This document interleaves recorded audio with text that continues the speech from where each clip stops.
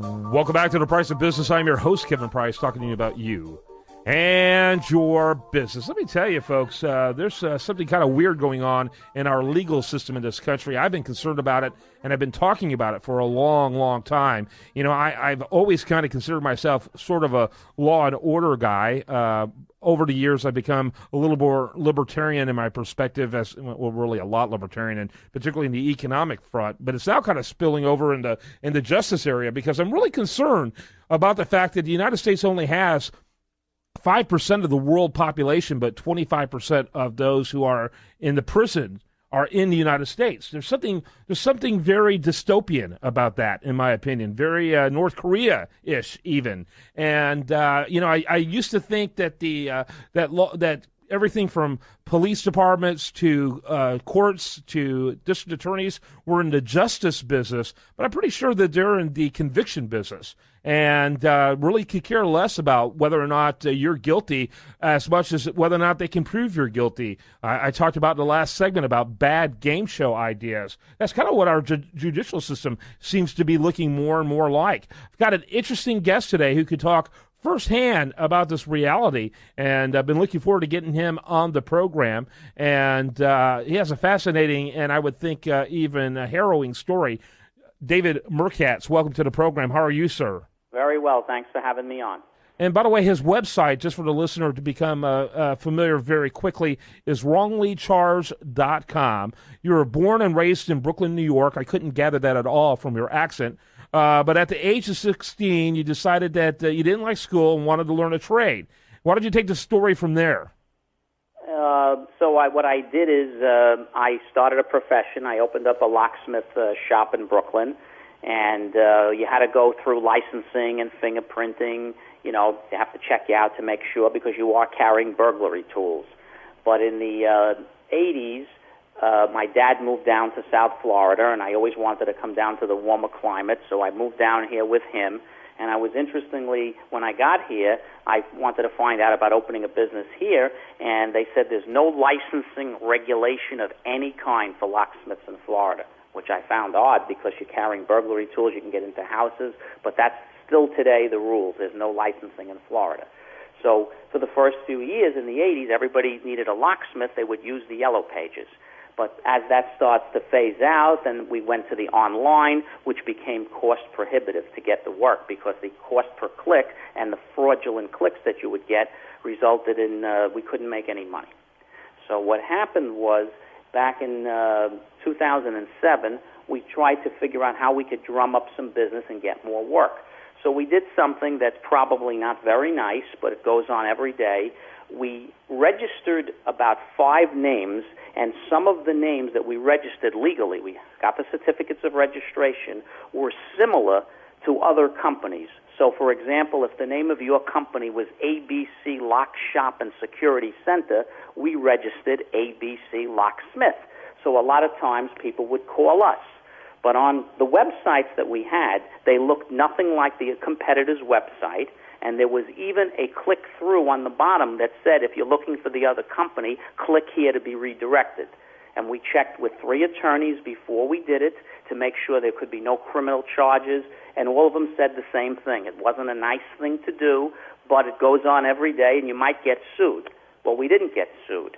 It went on for 7 years, and everything was fine. And in February of 2013, one of the companies that we were doing it to just happens to do the work for the whole town of Palm Beach, including the police department, miraculously. So they called us up, and they said, we need a lock changed on our door. So we sent a technician out to the person's house. He knocked on the door. They let him in. He took the lock off the door, took the old keys, took it to the truck, and changed the cylinder on the lock so the old keys wouldn't fit anymore. And when he got done, he reinstalled the lock. They tried the keys. They paid him for the job. Everything was fine. And as he's walking out to his vehicle, they knocked him to the ground and said, you're now under arrest for burglary of an occupied dwelling, grand theft, and impersonation. And that's how the story began. Wow. And I got a feeling it goes downhill from there. Well, it does, because now the same detective that arrested this gentleman called up another one of our independent contractors who had also done a job months earlier in the area and said, we're conducting an investigation. We would like you to come in for an interview.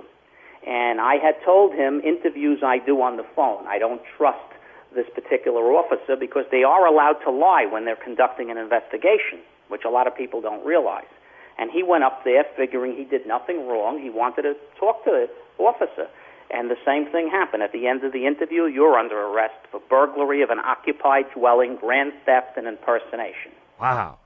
What exactly are they claiming you're impersonating, by the way? Well, because our company name was similar to the other company. Got it. So what they were trying to say is that we were impersonating the other company. But my argument to this is we registered the names. If the name was too close, the state of Florida had an option. They could have said, you know what, you can't register this name. It's too close, and we're not accepting the registration. But they took our money for the names we registered. And, again, it wasn't nice. They were similar names. But it wasn't something that you should be put in jail for. Mm-hmm. Mm-hmm. So what eventually, go ahead and continue. Okay, and we only have about 4 more minutes. Nothing happened. I retained an attorney because I knew sooner or later they were going to come to the person that erected the websites. And in August of 2013, my attorney called me and said, I have bad news for you. He says, the detective called me. There's a bench warrant for your arrest.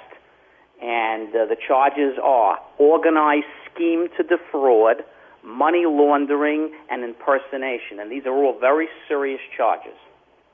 Yeah. The only good thing about it is that he didn't come and execute the warrant right at my house. He actually gave us notice. So knowing the law the way I know it, and that's one of the things I wrote the book to teach people, is that I arranged with a bail bondsman, found out what the charges were, definitely were, what the bond amounts would be, and a neighbor of mine brought me up the following morning to surrender to the Palm Beach County jail, and I surrendered myself, and I was in and out in less than 6 hours. Mm-hmm. Because you already had your bail arranged. Right, and I knew what the charges were. So you never actually spent, you were fortunate in that you never actually spent jail time at all. No, it was just to be processed in and processed out, which normally takes between 18 and 36 hours. But if you know how to get around the system and you know what to do, you can actually make it I don't want to say a pleasant experience, but a quicker in and out process. Yeah, a less traumatic one, if nothing else. Right. Yeah, okay, so how long from that moment, the time you went in and you turned yourself in, until you were finally found not guilty? Well, see, that's not exactly what doesn't happen. Okay, on two of the other two gentlemen, the charges wound up, after months of investigations, the charges were obviously dismissed. In my case, they spent 8 months on this investigation, a lot of money, and they weren't willing to so-called dismiss the charges. Now, I had two choices. Spend an additional $35,000 for a trial, which is not refundable. A lot of people don't realize whether you win or lose, you pay for these legal costs to get yourself found not guilty, and you never get the money back. But at the end, they wound up offering me a deal to make it go away, to plead guilty to a petty theft misdemeanor, and adjudication would be withheld on all counts, which means you wouldn't have a criminal conviction once the probationary period was over. And I thought to myself, spending another $35,000 or getting rid of this case on a misdemeanor, a minor charge, and that's why people plead guilty all the time. All the time. Was the best way to go.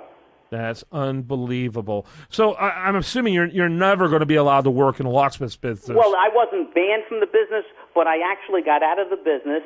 I was inspired to write this book to teach other people what people go through and why they plead guilty to crimes they didn't commit because they don't have the money and they're afraid if they are found guilty that they're going to face maximum penalties. And I even teach people how to seal and expunge a criminal conviction in most states that you can, so you can get this off your record. Okay, very important for people to know. And I tell you, people really need to think about their view of law enforcement because yes, it serves an important role of society, but it also has the potential of abuse. And all this violence we're seeing is just one small example. There's so much more. I really appreciate you sharing your story with us, and I want to encourage the listener to go to wronglycharged.com. David Merkatz, thanks so much for your time today. Thanks for having me on. WronglyCharged.com. I encourage you to read the book, and I'm telling you, it looks like it's actually got a great quality of fiction writing to it, but the story is also true. When we come back, so you know that 10% of the profits... They're already playing music, David. Got to let you go. Thanks so much. More for you after this on The Price of Business.